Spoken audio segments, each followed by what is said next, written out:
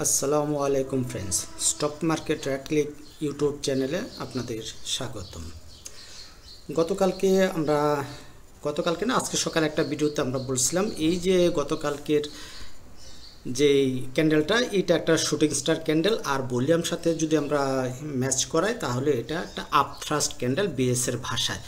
তাহলে সেই হিসেবে বলছিলাম যদি আজকে ইন্ডেক্সটা 4986 উপরে ক্লোজ দিতে না পারে তাহলে এটা একটা ট্রেন্ড রিভার্সাল হয়ে যেতে পারে, মানে একটু কারেকশন কন্টিনিউ করতে পারে। তো সেই হিসাবে আসলে আজকে একটা লাল ক্যান্ডেল দিছে, ভলিউমটাও যথেষ্ট, প্রায় 547 কোটি টাকা, 46-47 কোটি টাকা। যাই হোক,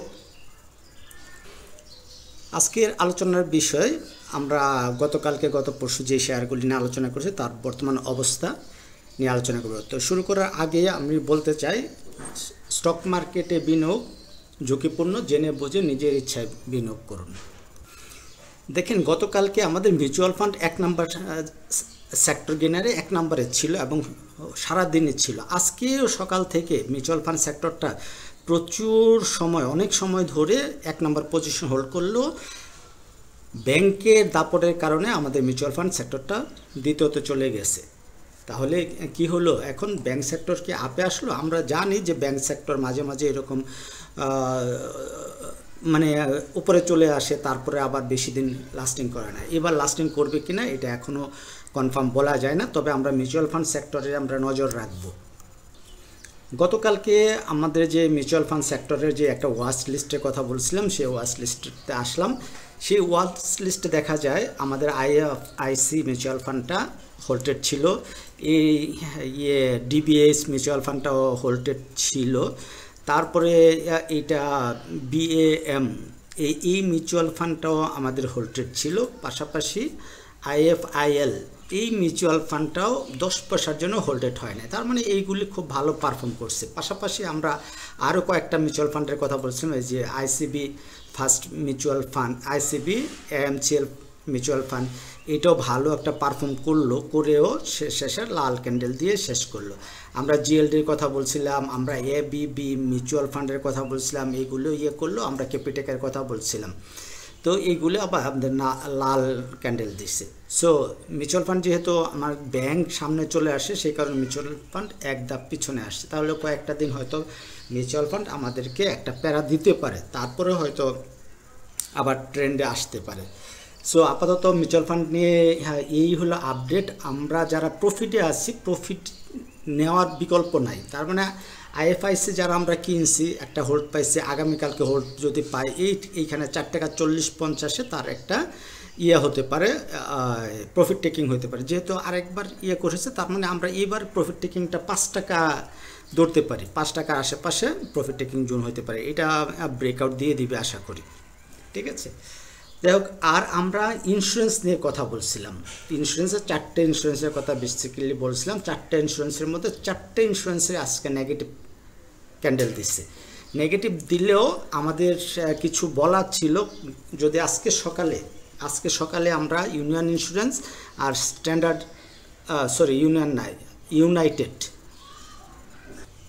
United insurance, standard insurance, Takaful আর প্রভাতী ইন্স্যুরেন্স, 4টেই আজকে মাইনাস দিচ্ছে। কেন মাইনাস দিছে? আমাদের ইন্স্যুরেন্স সেক্টরটা আজকে কত নম্বরে? 6 নম্বরে, 6 নম্বরে চলে আসছে। যাই হোক, অসুবিধা নাই, 6 নম্বরে আসবে, আবার 4 নম্বরে, 3 নম্বরে, 1 নম্বরে করে করবে। তবে আমরা কি বলছিলাম এই ইন্স্যুরেন্স সেক্টর নিয়ে? এই ধরেন ইউনাইটেড ইন্স্যুরেন্সের কথা বলছিলাম, স্টপ লস 37 টাকা ধরে আমরা ইউনাইটেড ইন্স্যুরেন্সে আমরা এন্ট্রি নেব। আজকে যারা আমরা এই যে নিচে 37 টাকা 50 আশেপাশে ইউনাইটেডে আমরা ট্রেড নিয়েছে তারা ভালো আছে। এবং বলিঞ্জার ব্যান্ড আমাদের এটা ছিল আমাদের অ্যাকুমুলেশন জোন, ঠিক আছে না? এটা আমাদের অ্যাকুমুলেশন জোনেই শেয়ারটা এখনও পারফর্ম করতেছে, এই অ্যাকুমুলেশন জোন। এবং বলিঞ্জার ব্যান্ড হিসাব করলে বলিঞ্জার ব্যান্ডটা আপার ব্যান্ডের উপরেই আমাদের ক্লোজ দিচ্ছে, যেটা একটা পজিটিভ সাইন। পাশাপাশি আমরা দেখতেছি আমাদের আরএসআই 50-60-এর কাছাকাছি, 61 সামথিং। তার মানে আগামীকালকে যদি একটা পজিটিভ ক্যান্ডেল দেয় এই ইউনাইটেড ইন্স্যুরেন্স মানে 39 টাকার উপরে যদি ক্লোজ দেয় তাহলে আমরা এটাকে পজিটিভ ধরবো। তার মানে আগামীকালকে যদি কম হয় এবং পরশুদিন যদি 37 টাকার নিচে শেয়ার প্রাইস চলে যায় তাহলে আমরা স্টপ লস নিয়ে বেরিয়ে যাব। তারপরে কি আছে স্ট্যান্ডার্ড, তাকাফুলটা দেখে আসি। হ্যাঁ, তাকাফুল, এই তাকাফুল ইন্স্যুরেন্সের কথা বলছিলাম যে এই যে ক্যান্ডেলটা এখানে, এই ক্যান্ডেলের পরে লাল ক্যান্ডেল দিয়ে গতকালকে শেয়ারটা উঠে গেছে। তার মানে আমার ধারণা ছিল এই শেয়ারটা আর নিচে পড়বে না। তারপরেও আমি আপনাদেরকে বলছিলাম যে আপনারা 33 টাকা, 33, 10, 20, 30, 40, 50 মানে এইদিকে শেয়ারটা বাই বসাতে, 33 থেকে 33.50-এ সকালে বাই বসাতে, অথবা দুইটা দিক আপনাদের বলছিলাম যে যদি আরএসআই আপনি কনফার্ম হন যে আজকে আরএসআই সাইডের উপরে ক্লোজ থাকবে তাহলে আপনারা উপরের লেভেলেই কিনবেন। আর যদি 36 টাকার উপরে ক্লোজ দিতে পারে আজকে হোক, কালকে হোক, পরশুদিন, তাহলে শেয়ারটা আর কারেকশন করবে না, উপরে চলে যাবে এবং ভালো একটা প্রফিট দিবে। তার মানে আমি যে কথাটা বলছি, তার মানে 36-এর উপরে সে ক্লোজিং দিতে পারে নাই, তার মানে সে কারেকশনে আসছে। 1, 2 আমি বলছি আপনাদের যদি আপনারা মনে করেন 36-এর উপরে সাইডের উপরে আরএসআইটা ক্লোজ রাখতে পারবে আজকে, তাহলে আপনারা বাই করবেন, অথবা আপনারা 33 টাকা থেকে 33.50-এর মধ্যে বসায় রাখবেন, বামে বসায় রাখবেন। সো আপনারা যারা 33 থেকে 33.50-এ বসায় রাখছেন সবাই আজকে শেয়ারটা পাইছেন। 33 টাকা 10 পয়সা ক্লোজ দিছে, শেয়ারটা নাম ছিল কত, 32 টাকা 20 পয়সা। তার মানে আমাদের স্টপ লস পয়েন্ট কিন্তু 32 টাকা। আমরা বলছিলাম যে স্টপ লস পয়েন্ট 32 টাকা। তাহলে আমরা যেহেতু এন্ট্রি নিয়েছি, আমি ডেফিনেটলি বিশ্বাস করি আপনারা এন্ট্রি নিয়েছেন, সো আপনাদের রেসপন্সিবিলিটি আমার। আমরা যদি 36 টাকার উপরে আমরা এন্ট্রি নিতাম তাহলে আমাদের স্টপ লস ছিল 33 টাকা 50 পয়সা। আমরা এটা আজকে মুছে দিব, কারণ আমরা ওই 36 টাকার উপরে যায় নাই, আরএসআই 60-এর উপরে যায় নাই, তাই আমরা এন্ট্রি নেই নাই। আমরা কোথায় এন্ট্রি নিচ্ছি, হয় 33 টাকায় নিচ্ছি, না হয় 33.50-এ নিচ্ছি, ঠিক আছে না, এই লেভেল নিচ্ছি। তো এখন আমাদের স্টপ লস পয়েন্ট হবে 32 টাকা। আর যদি আরেকটু রিস্ক নিতে চান তাহলে স্টপ লস পয়েন্টটা আরও একটু নিচে ধরতে পারেন, কারণ ইন্স্যুরেন্স সেক্টর মুভমেন্টটা যখন আসবে অবশ্যই এই তাকাফুল, প্রিমিয়ার, প্রভাতী ইন্স্যুরেন্স, ওই ইউনাইটেড, এইগুলি পারফর্ম করবে। প্রভাতী ইন্স্যুরেন্স নিয়ে আপনাদের সাথে কথা বলছিলাম যে বলিঞ্জার ব্যান্ড ধরে যে শেয়ারগুলি পরে ওঠে, অনেক ভালো ওঠে। তো সেই হিসাবে আজকে আমি বলছিলাম যদি শেয়ারটা 33 টাকা 60 পয়সা উপরে যদি আজকে ক্লোজিং করতে পারে তাহলে একটা শার্প একটা মুভমেন্ট পাওয়ার সুযোগ থাকবে। দেখেন কি করলো, সে বলিঞ্জার ব্যান্ডের উপরেও যেতে পারলো না, আমাদের আরএসআই সাইডের উপরেও যেতে পারলো না। তাহলে কি হলো, সে ফেল করলে কি আমরা দেখি, ফেল করলে আবার লোয়ার ব্যান্ডটার আমরা দেখবো যে লোয়ার ব্যান্ড পর্যন্ত আসতে পারে। সো আমরা গতকালকে এন্ট্রি নেই বা মানে আজকে এন্ট্রি নেই, সো আমরা অপেক্ষা করব নিচে আসার জন্য, তারপর আমরা আপডেট ভিডিও দেবো। পাশাপাশি আমরা আরেকটা শেয়ারের কথা বলছিলাম,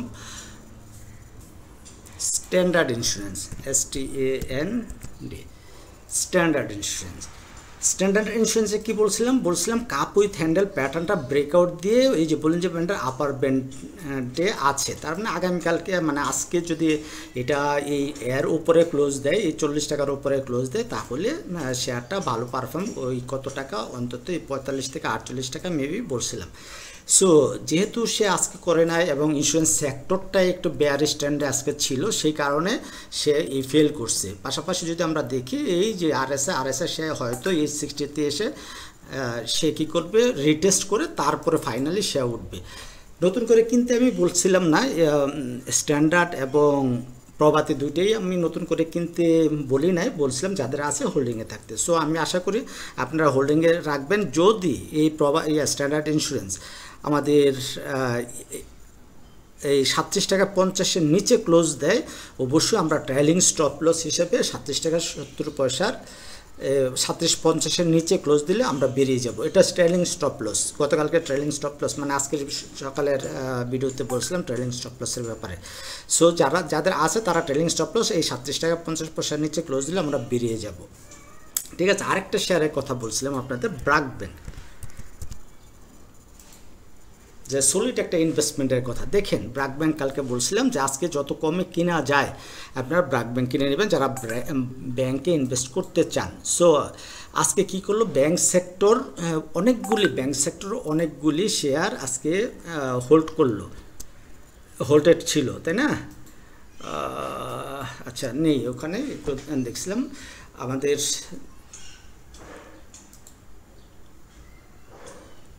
হ্যাঁ, এই যে এখানে যদি আমরা দেখি আমাদের এই যে bank, AB bank,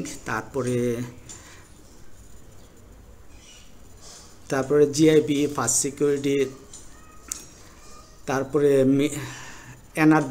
NRB bank, এই যে অনেকগুলি ব্যাংক, এসবিএসসি, ইউনিয়ন ব্যাংক, অনেকগুলি ব্যাংক আজকে হোল্ডেড ছিল। তারপর আমাদের ব্র্যাক ব্যাংক কিন্তু হোল্ড দিতে পারে না, বাট ব্র্যাক ব্যাংকের ভলিউম এবং অন্যান্য সব কিছু আমাদের পজিটিভ। তার মানে ব্র্যাক ব্যাংকে যারা আজকে এন্ট্রি নিতে পারছেন তাদের জন্য শুভকামনা রইল। এই ব্যাংক থেকে আপনারা করতে পারবেন, ভালো প্রফিট জেনারেট করতে পারবেন, যাদের ডিভিডেন্ড যে হিস্ট্রি ডিভিডেন্ড দিচ্ছে সেই ডিভিডেন্ডগুলি আপনাদের ফ্রি হয়ে যাবে। আর এসওএস 60-র উপরে আছে, সব কিছু পজিটিভ আছে। আমরা আরেকটা শেয়ারের কথা বলছিলাম, সাপোর্ট শেয়ারটার কথা বলছিলাম যে ব্রেকআউট করছে, ব্রেকআউট করে সে এখন এই যে এই ক্যান্ডেলগুলি হলো যে প্রফিট টেকিং ক্যান্ডেল। তো সেই হিসাবে সে বলিঞ্জার ব্যান্ডে আপার ব্যান্ডের উপরে যেতে পারে না গিয়ে সে নিচে ক্লোজ দিছে, আজকে সে কারেকশন করছে। তার মানে আমরা ধরতে পারি বলিঞ্জার ব্যান্ডের লোয়ার ব্যান্ড পর্যন্ত শেয়ারটা আসবে। সো যদি আমরা এই জুনে আমরা পাই শেয়ারটা, তাহলে আমরা লং টার্ম ইনভেস্টমেন্টের জন্য আস্তে আস্তে শেয়ারটা কালেকশন করব। আমরা কোথায় কালেকশন করব? আমরা 22 টাকার আশেপাশে আমরা কালেকশন করব। এই একটা জুন ড্র করে নিলাম, এই যে 21 টাকা 50 থেকে 22 টাকা 30, এই জুনে, বা 22 টাকা 30 না 22 টাকা 50, এই জুনে আসলে আমরা এইখানে আস্তে আস্তে এন্ট্রি দিতে শুরু করব। আর আগামীকালকে যদি এই যে এখানে ট্রেন্ড লাইনের সাপোর্ট নিয়ে এসে যদি উঠে যায়, তাহলে এই দিকেই আমরা আবার নতুন করে এন্ট্রি নেব এবং স্টপ লস তখন ধরবো 22 টাকা 50 পয়সা। 22 টাকা 50 পয়সা স্টপ লস ধরে আমরা আগামীকালকে যদি পজিটিভ ক্যান্ডেল দেয় তাহলে আমরা এখানে এন্ট্রি নেব।